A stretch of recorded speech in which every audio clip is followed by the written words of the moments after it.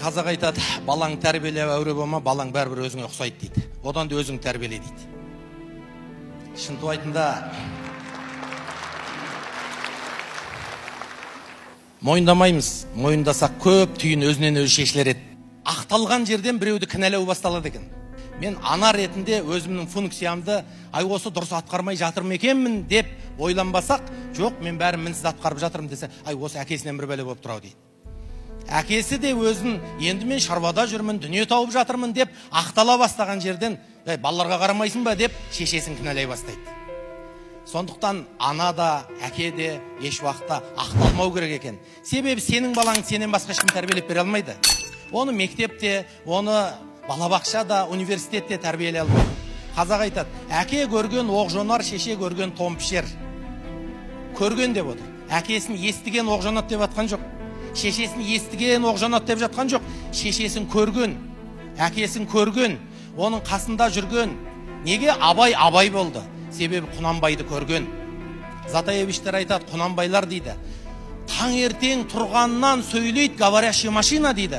Ел жатқанша сөйлейтін дейді. Ол құр сөйлеп жатқан жоқ, елдің мәселесін шешіп жатыр. Соның ортасында тізесінде отырып, қанталапай ойнап, асық шашып, сұңқар салып, тай үйретіп жатқан Абай Құнанбайды көрген ғой. Құнанбайды көрген баланың Абай болмауы мүмкін емес еді. Біздің де балаларымыз ақылды, біздің де балаларымыз талантты, бірақ біз Құнанбай боламай жатырмыз. Бірақ біз көрсете алмай жатырмыз. Қазақ айтады, әкесінің шайқалып келгенін көрген баланың тағдыры шайқалып дей берді. Өкінішке орай шайқалып та келдік, тайпалып та келдік. Өтірікті айтылды, өргеде баспайтын сөздер болды. Балалардың алдында қаншама ұрыс болды. Балалар губка секілді. Оған не сіңірсең, ол соны сорып алады екен. Бір бала алмарлап жатыр екен. Сонымен қарауыл келіп ұстап алады да, ей бала, ұсталдың ба дейді. Қанша күннен бері осы алманы кім ұрлап жүр деп таппай жүрем.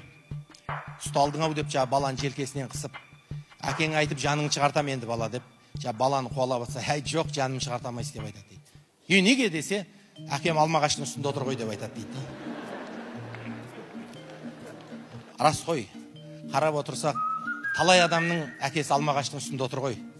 Сондықтан да балалар қарауылдан да басқадан да қорықпай қаншама қателіктерге бой алдырып жатыр ғой.